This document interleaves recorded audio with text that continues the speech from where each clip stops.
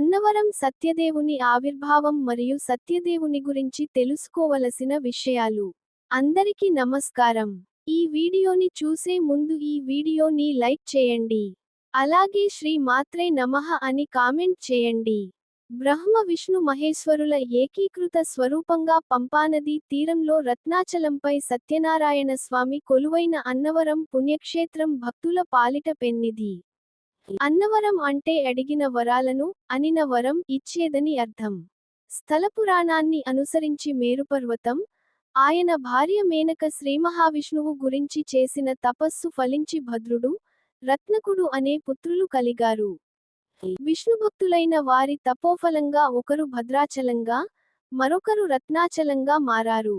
మూలతో బ్రహ్మ రూపాయ, మధ్యతశ్చ మహేశ్వరం, అథతో విష్ణు రూపాయత్యైక్య రూపాయతే నమః అన్నారు.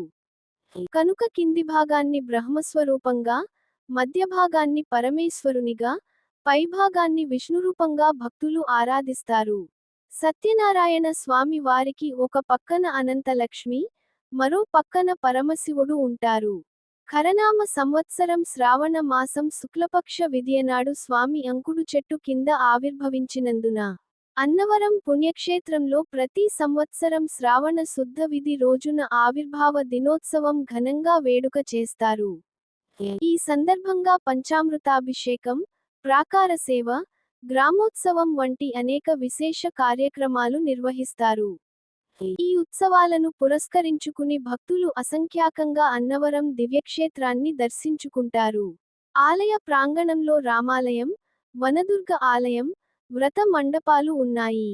రాములువారు అన్నవరం ఆలయానికి క్షేత్ర పాలకులు. వనదుర్గ అమ్మవారు ఆలయ భద్రత కోసం రాత్రి వేళల్లో పహరా కాస్తుందని విశ్వసిస్తారు.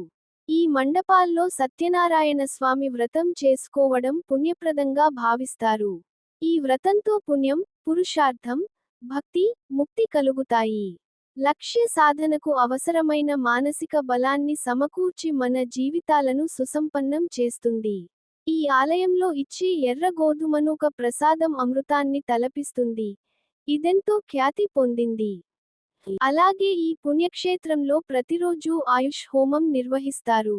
ఇందులో పాల్గొని సత్ఫలితాలను పొందామని ఎందరో భక్తులు చెబుతుంటారు. సూర్యుడి గమనం ఆధారంగా సమయాన్ని తెలిపే పలభా యంత్రం ఇక్కడి ప్రత్యేకత.